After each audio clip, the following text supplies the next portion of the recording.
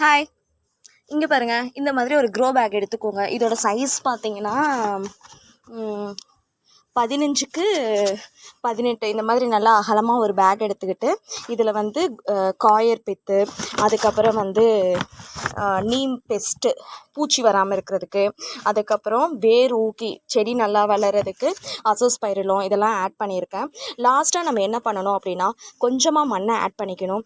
இப்போ வந்து மண் கொஞ்சமாக ஆட் பண்ணிவிட்டு இந்த செடியோடையே நமக்கு வந்து இதில் மண் கொடுத்துருப்பாங்க. இந்த மண்ணை ஆட் பண்ணால் போதும். மண் வந்து ரொம்ப கம்மியாக யூஸ் பண்ணால் போதும். இதை என்ன பண்ணணும்னா நீங்கள் கட் பண்ணிவிடுங்க. கட் பண்ணிவிட்டு தண்ணியில் விட்டு எடுத்துட்டு இந்த பிளான்ட்டில் நம்ம வந்து வைக்க போகிறோம். வச்சுட்டு மேலே வந்து தண்ணி ஊற்றினாவே இதுக்கு போதுமானது. தேவைப்பட்டால் இந்த மாதிரி ஒரு லிக்விடு, இது வந்து ஒரு ஆயிலு, பட் பிளாசம் ஆயிலு, சீக்கிரமாக மொட்டுக்கள் வைக்கும். நம்ம வச்சு பார்க்கலாம். ஸோ வந்து நல்லா கட் பண்ணி எடுத்தோம்னா அந்த இதழ்கள் வந்து அவ்வளோ ஒட்டியிருக்கு. இந்த கலர் வந்து நல்ல பிங்க்கு கலரு, எவ்வளோ அழகாக இருக்குது பாருங்கள். இப்போ வந்து நம்ம இதை அப்படியே இப்படி தூக்கணும். இப்படி தூக்கி தண்ணியில் வந்து விட்டுட்டு எடுத்திங்கன்னா அந்த மண் ஏன் அப்படி செய்கிறோன்னா களிமண் வந்து பிடிப்பாக இருக்கும், செடியை வந்து வளர விடாது. ஸோ அதை நம்ம ரிமூவ் பண்ணிவிட்டு நம்ம உள்ளே ஃப்ரெஷ்ஷாக வச்சோம்னா அழகாக இருக்கும்.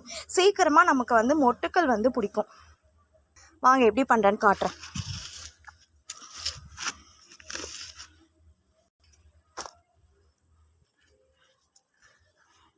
ஜஸ்ட்டு கொஞ்சமாக இந்த மண்ணை நம்ம இந்த பிளான்ட்டில் எடுத்துடணும். இப்படி விட்டுருங்க. விட்டுட்டு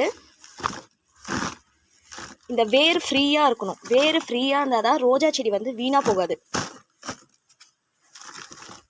ஸோ இப்போ இதை வாட்டரில் விட்டுடுங்க. நான் உங்களுக்கு எப்படி பண்ணுறேன்னு அப்படியே லைவாக காட்டுறேன். நீங்களும் இதே மாதிரி செஞ்சீங்கன்னா உங்கள் செடி வந்து நீண்ட நாள் வந்து நல்லாயிருக்கும். ஒரு 2 இயர்ஸ்க்கு இல்லை 1 இயர் மேலே வரைக்கும் உங்களுக்கு 2-3 இயர்ஸ் கூட நல்லாயிருக்கும். இப்போ இதை இப்படி வச்சுட்டு இதை ரவுண்ட் பண்ணிட்டு இது மேலே பேலன்ஸ் எல்லாத்தையும் நம்ம போடலாம். இங்கே பாருங்கள், இந்த அளவுக்கு நான் நிரப்பியிருக்கேன். இதில் இன்னொரு லேயர் நமக்கு தேவைப்படும் போது மண் போட்டுக்கணும். நான் இன்னும் மண்ணை ஆட் பண்ணலை. அதை மேலே தான் வைக்க போகிறேன். ஏன் மண்ணை மேலே வைக்க போகிறேன்னா கீழே வந்து பிடிச்சி இழுக்காமல் இருக்கிறதுக்கு. தென் ஆல்சோ வந்து இதில் வந்து நம்ம தேவையான உரங்கள் வந்து ஆட் பண்ணிக்கலாம். செடிக்கு நல்லா இன்னும் ஊட்டம் கிடைக்கும். எவ்வளோ மொட்டு வச்சுருக்கு பாருங்கள் இப்போவே. ஸோ இதை நம்ம அப்படியே மெயின்டைன் பண்ணி கொண்டு வரணும். இதை பாருங்கள்.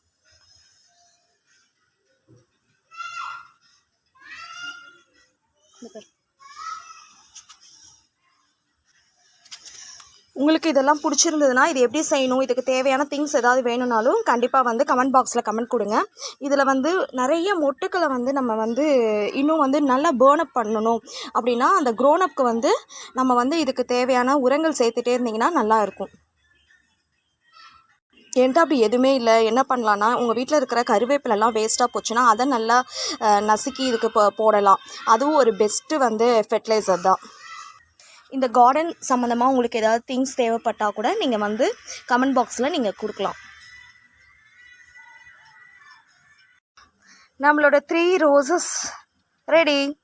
இங்கே நான் சொன்னதும் என் வீட்டு ரோஜாக்கள் பூக்கின்றன.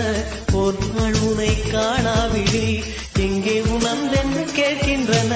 நீ வந்தால் மறுகணம் விடியும் என் வானமே.